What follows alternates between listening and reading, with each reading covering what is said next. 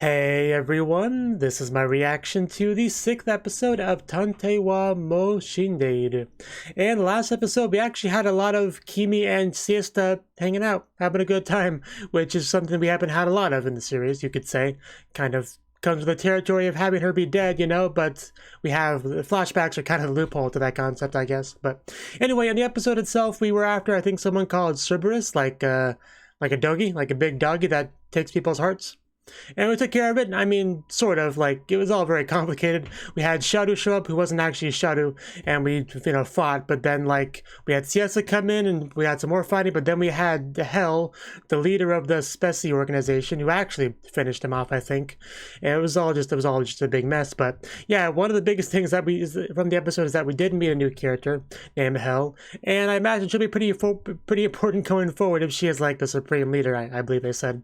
And she's getting all these talks about Kimi being her partner and saving the world, some like prophecy stuff.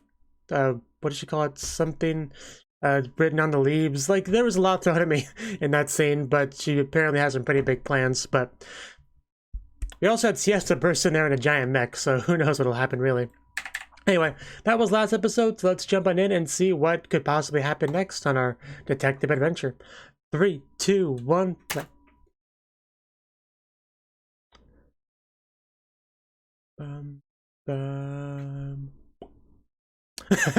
That was the moment. No wall can stop her.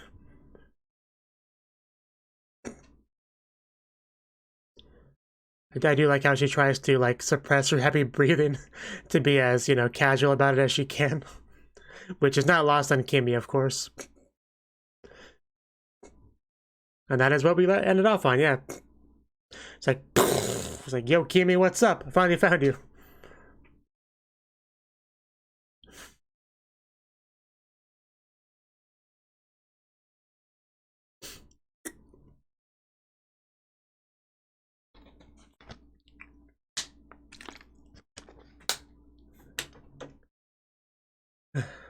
But will we ever actually meet Shadow? That's the question. We were so teased last episode.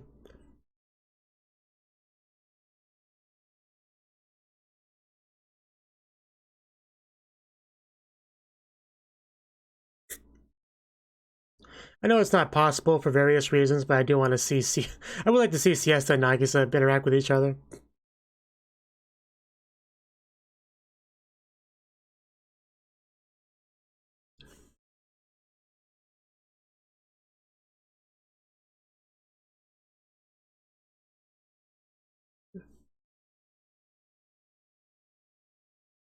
I mean, I guess they do kind of interact with each other on like a spiritual level, for lack of a better term.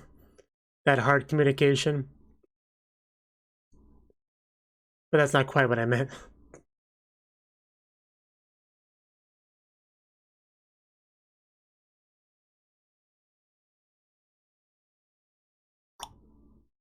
Back into it. Crimson Devil and Ice Queen. Didn't know Weiss was in this. That is a good question. Where do you get mechs? I mean, there are broken mechs just lying around in Move Alternative Unlimited / Alternative. But those ones don't work, so.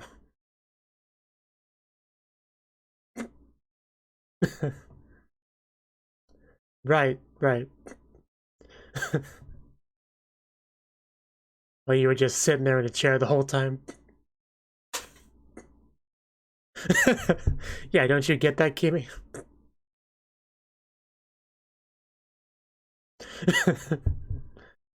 Have a cat fight.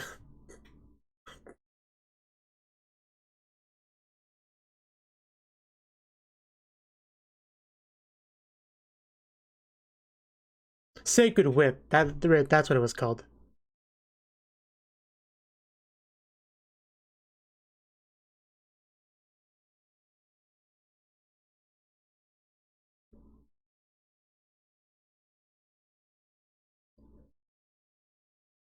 Maybe you could look for a new meaning.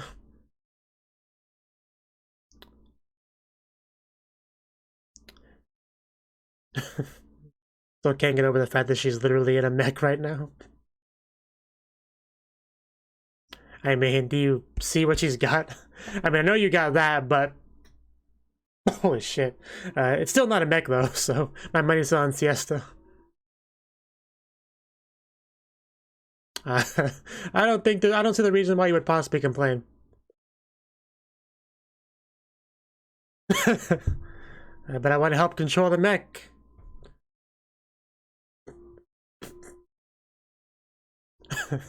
Just stands on it. It's one lucky biological weapon. I almost feel like we just went to a genre shift here. But yeah, let's go.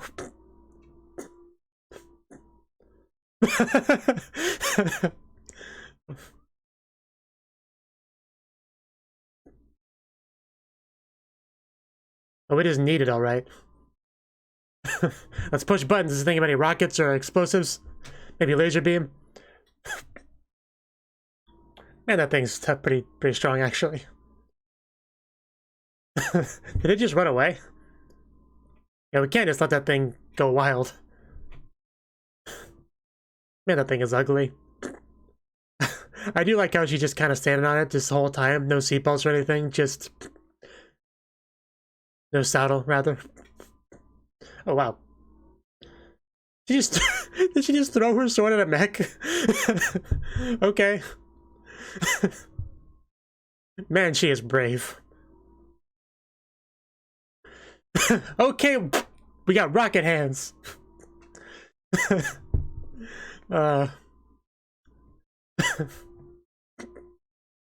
There's literally no problems here. I'm having the time of my life watching this. Oh, right at me. We're gonna rip its head off.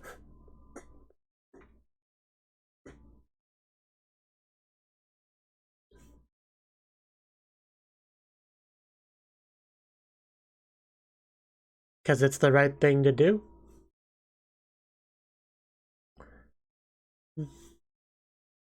I mean, that's just your perspective.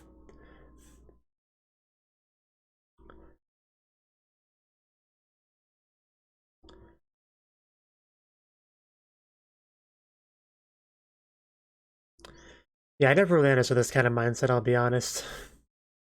Even though I've seen it like a million times in works of fiction.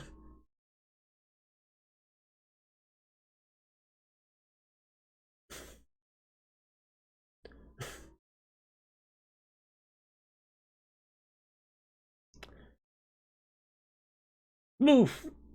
Oh god, that probably hit some vital spots. Vital for, like, movement, I mean.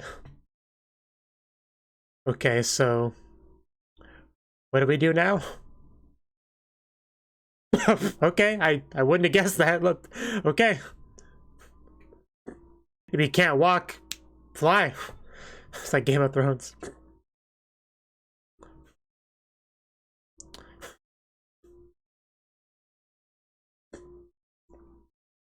Yeah, I thought I saw something on top of there. It was kind of glowing. Shoot it! That's not shooting Siesta. Can we, like, rocket punch it again?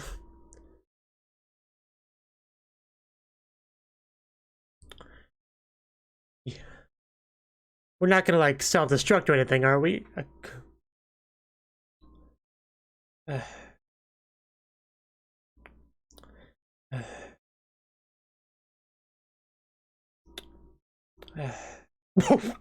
Just right into it.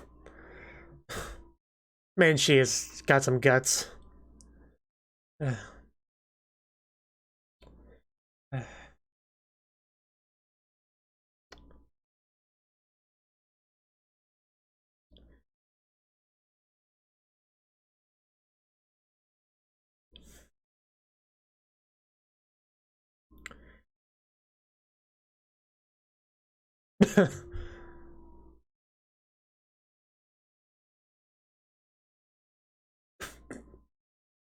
You know, whenever she says Kimi, I don't know if she's saying his name or just, you know, the word Kimi. It throws me off so much. But I'm glad she's okay. Aww. Yeah, he was definitely worried. No, you.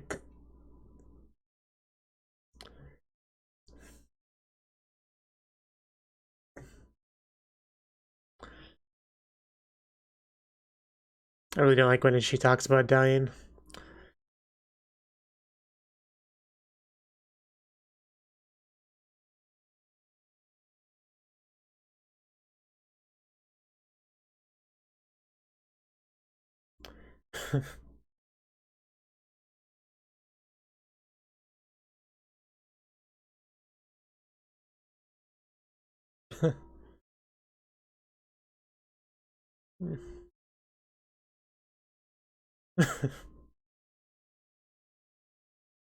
Well, you heard the man.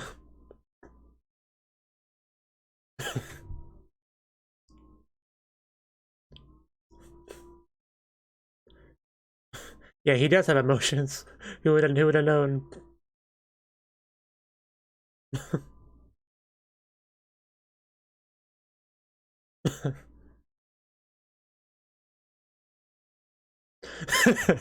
That was the best part of it.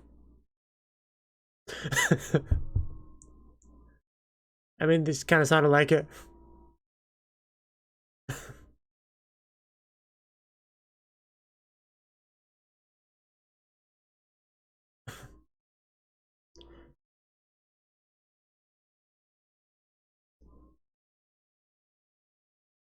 What did I say about talking about dying? That. Oh! I just blinked and suddenly he was attacked. Okay, so she's still around. I guess I should have figured. This girl is kind of tough.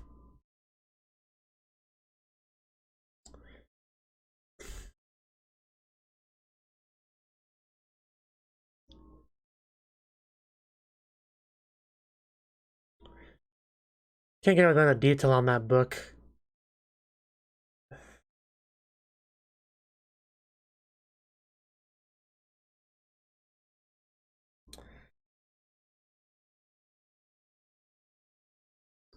I don't like the sound of that.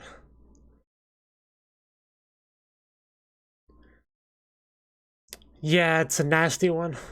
Those eyes. Somebody just got stabbed.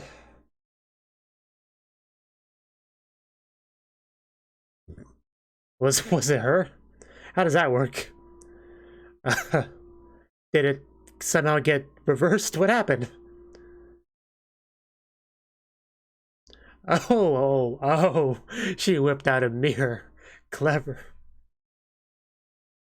Okay, I guess that's how it works. Just reflect the super eye powers back on her.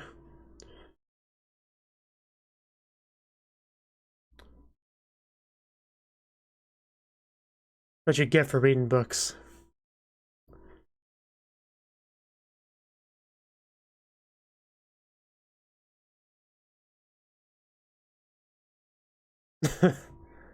Damn. Uh,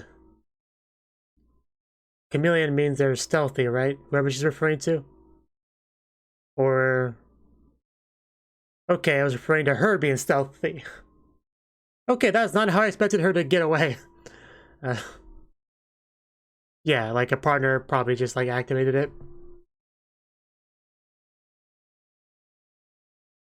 Well, at least that resolves this for now.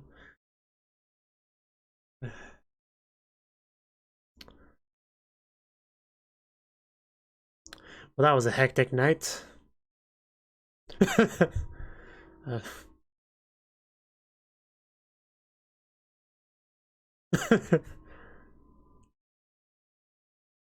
I demand better apples.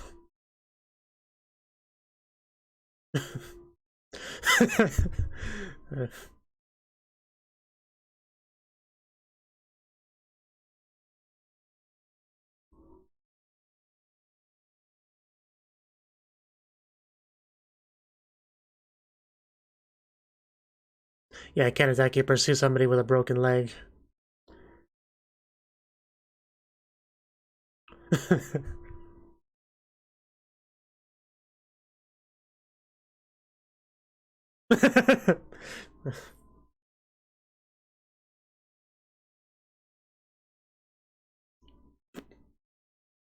Just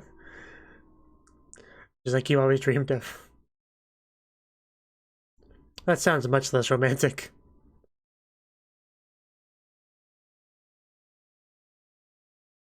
Really don't like you saying things like that.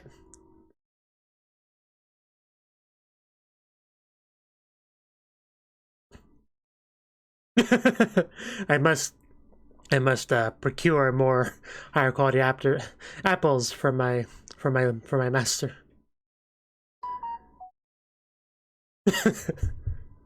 There's no such thing. Doorknobs, how do they work?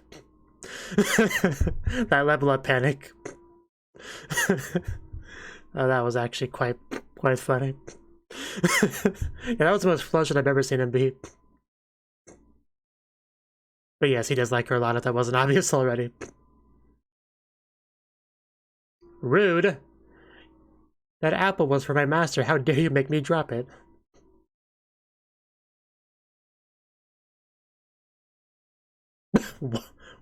What? That's better than finding a cat in a box. I guess we gotta take her home. I feel like I played a visual novel like this once.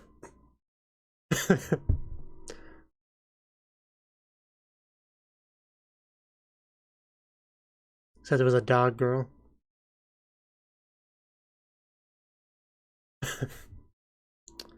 Rise and shine. She followed me home, siesta, can I keep her? Well, I doubt that.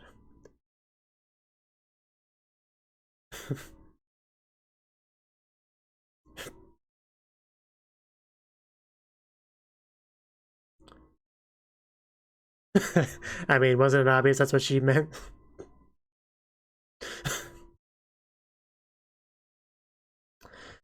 This is the first thing she says to us.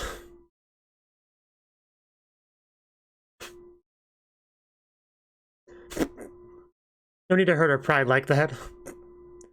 I'm sure she's older than she looks. This is anime after all.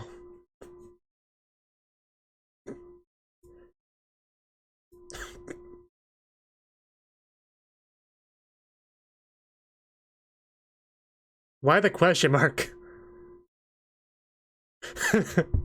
Alicia.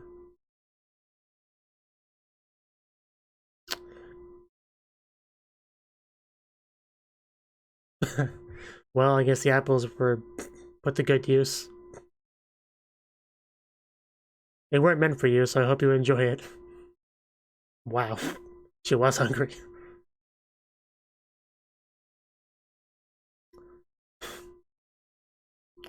Yeah, so what's the last thing you remember exactly? That's what I would ask her.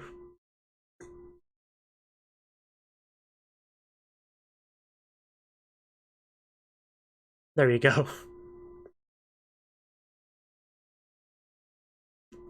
Right.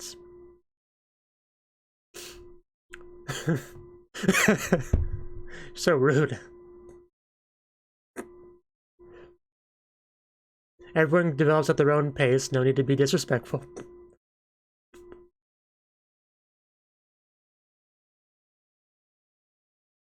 Rain. Well, we can't leave her in a box out in the rain, so yeah, let's take her home.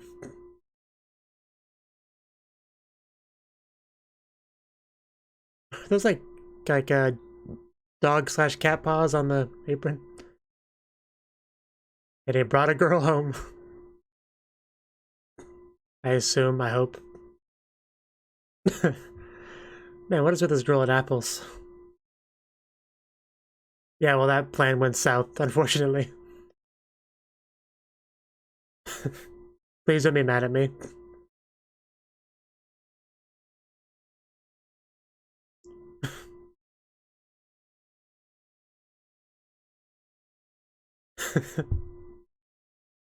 Yeah, that's the thing. I had them, but now I don't. Okay. Did you really have to be naked for the first meeting with Siesta? That's just gonna just complicate things.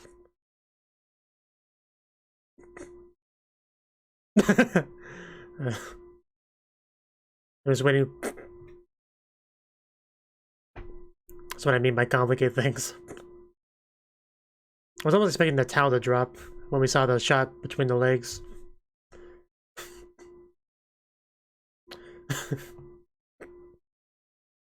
Don't be that way.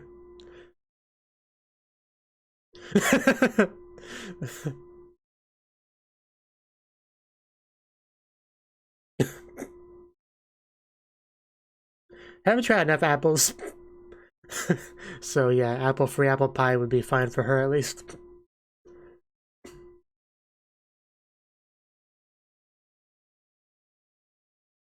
Yeah, I would say so. Yeah, but there was a question mark attached to that.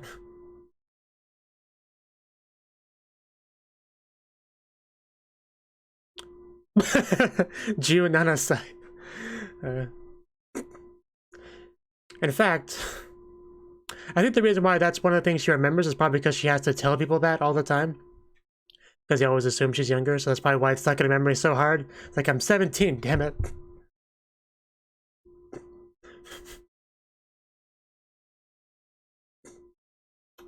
Why not? Also, not a child.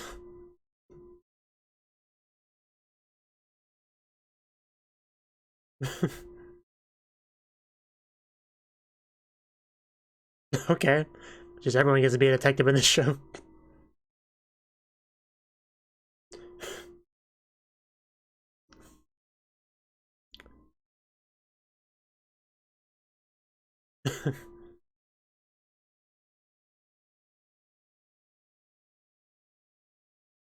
No. You are forever a sidekick.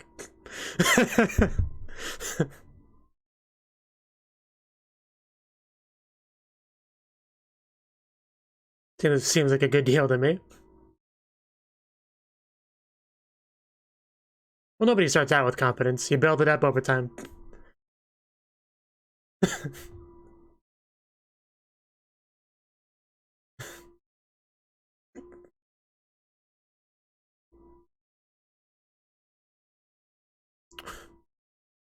Jack the Ripper?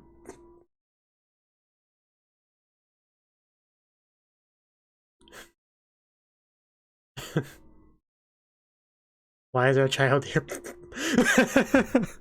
Okay. She's a little bit old to be theirs.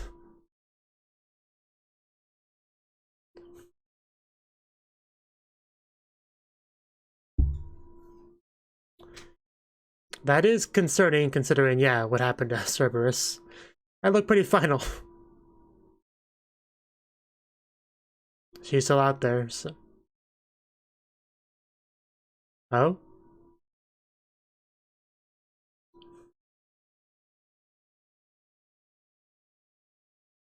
That does sound pretty important. Oh. That is interesting. That is quite interesting.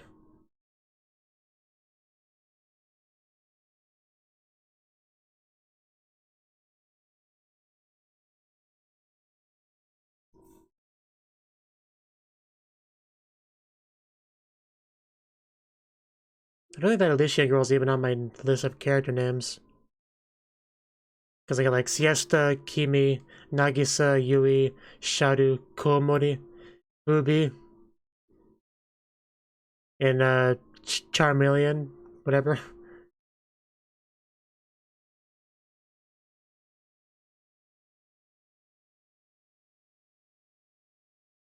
So, that is interesting.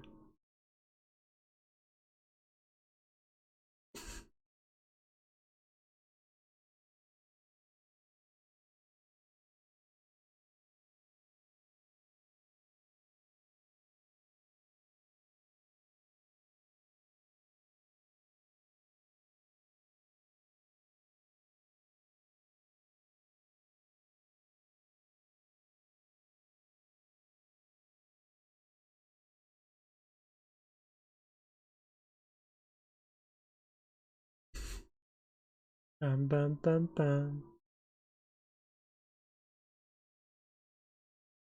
Yeah, there's not gonna be any credits or sting or anything. Itsuka kono hi o omoidasu. Okay. Okay. Well, that was the 6th episode of Tantei wa mo Shindeiru. Although for a dead detective, she's got a decent amount of screen time past couple episodes, which I'm definitely not complaining about. So, this episode, we did successfully finish off rescuing Kimi. He actually got to ride with her in that one-seated mech, which had to have been quite pleasant, I would imagine. And then we have this like awesome battle between a mech and a kaiju, you know, our biological weapon. Like that is so crazy, like not the kind of thing you would usually associate with a detective mystery kind of show, but like yeah, they just had like locking arms and striking each other, and like I think she shot her arms at some point, like what was it called, rocket punch, rocket fist, something like that, right? And we have freaking hell just like throwing swords at the mech. It's just insane. It's just also just the way she was standing on the biological weapon as it was running, just like calm, cool, collected, solid stance. Nothing like, no kind of restraints, no kind of anything to really lock her down. She was just that good at standing on a fast moving beast. Not even sitting down, just standing up. That is actually really, really impressive. I'm not quite sure how she pulled it off, but man, props to her. Props to her. Now, because we know that she dies, yeah, you know, siesta. I don't think we know specifically how. I don't think we know that. So, yeah, as a result of that, like, anytime she's in any kind of risky, dangerous situation, in the back of my mind, I'm kind of like thinking, does she die here? Is this where she dies? Because, like, especially that final strike to, like, ran into them when they were on top of the tower thingy. Like, that's definitely could have been a, you know, heroic sacrifice kind of moment. So I was thinking maybe that's it. I didn't really think so though, because it seems a bit, it didn't quite feel like that would be the moment. But I was still a little bit worried nonetheless. Although the best thing about this is probably the reaction that Kimi had, like really concerned about her, rushing to hug her and, you know, scold her and all that. All that stuff was great. I mean, because it's pretty clear, obviously, that Kimi cares about her quite a lot. But these moments when we really get to see that up front, they're nice moments. And Hell didn't die. Hell popped back up. She seemed to be questioning some of her stuff there, especially after she got stabbed. Because I guess Siesta whipped out the mirror to like reverse the effect of the eyes, right? Like kind of like reverse, you know, card sort of scenario. So that was pretty cool, pretty slick. Although she still has a broken leg, so out of commission for a while, which is quite unfortunate. But the good news is he gets to feed her apples, which is kind of like a cliche thing when you have these sort of situations. You know, when the girl you like is hospitalized, you know, usually you have like the specifically rabbit-shaped apple slice thingies that you feed them, right? I mean, it doesn't necessarily have to be like the girl injured, the guy could be injured. Like you could reverse it. It's still both. It's still both works. But in this case, it was a girl that was injured. But yeah, that was quite nice. And then things took a bit of a turn, because as he went to go get apples for the very, very picky eater, he ran into a girl in a box, because that's just his life. You know, just in general, a lot of anime protagonists tend to like run into problems, like crazy situations and stuff like that, just because it leads to an exciting story, right? But this show actually gives him kind of a reason for that, his specific nature. So yeah, that's that. And and I assume this is a part of that, running into this girl that we know basically nothing about. The first thing she said was expressing concern about being attacked, but of course Kimi wouldn't do that. He's the good guy, right? He's here to help, and you know, he's even nice enough to give her food after these baseless accusations against her, the food that was intended for somebody else. So yeah, Kimi is way too kind for his own good, I would say. And as soon as he called her a child, I pretty much knew that she was going to be older than she looked. I knew it. I could feel it in my bones. And eventually she did say that she was 17, although he didn't believe her. I think we ended the episode with him still not really believing her, but I believe her. I believe her. And yeah, definitely going for an Alice in Wonderland thing. They specifically mentioned it, but after they mentioned it, I took a good look at the outfit, and that definitely, yeah, feels like an Alice in Wonderland kind of outfit, so they might leverage some of that lore on her character going forward, perhaps. I can imagine that. I could definitely see that. And then when we got home to her making like apple pie because Kimi's gonna come by with some more apples, and she wanted to put good use to them, right? No, the apples were gone, so Kimi has to walk in looking at her, knowing he has to give her the bad news that there are no apples, that the apple pie will never come to its full, never reach its final form, and he has to deal with that, while also mentioning that he brought home a girl, you know, that decided to walk in wearing nothing but a towel, because we just want to make this look as sketchy as humanly possible, right? So that could have probably been done better. So that's where we're at. We also have more detective stuff we got to do, but a detective's out of commission, so we're kind of like commissioning Alicia to help, right? Which wasn't too hard to convince. I do like how Siesta misheard her age as 7. I mean, she definitely looks bigger than 7, like regardless. Like, I can buy this, she probably looks about 12 or 13, but she definitely does not look 7, like, no. But in reality, she's 17, that is all that really matters. So. Okay, this is what it was, yeah. If you become a detective, you can order your sidekick around however you please. And that is what did it. I do like how detective kind of complained, because he figured, hey, I should be upgraded to detective, and then she should be the sidekick. Isn't that how it should work?